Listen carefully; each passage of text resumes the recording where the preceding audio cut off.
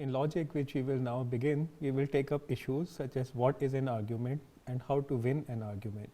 We will study the basic principles of logic that are used to analyze statements, the rules of reasoning that constitute valid arguments, and the inferences that we can draw when we reason logically. It was the Greek philosopher Aristotle who first listed the ways in which one may argue correctly or incorrectly. He identified the basic structure of deductive logic, that we have to identify the starting premises and also the valid modes of reasoning which allow us to move from the premises to the conclusions. For 2000 years, this stood as the final word on logic, with Euclid's geometry as an outstanding example.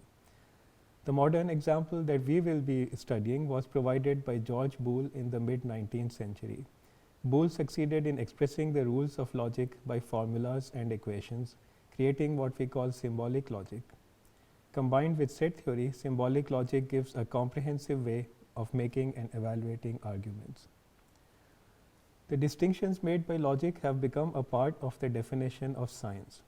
A statement is considered to be outside the domain of science if it is impossible to conceive an experimental outcome that would lead to its being considered false.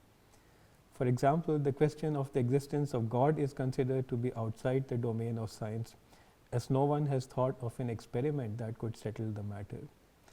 Of course, we don't always have all the facts that are needed for logic to give a final answer, but even then logic helps us decide which facts would be needed to complete the process of reasoning, and thus guides our experiments and observations to a more fruitful end.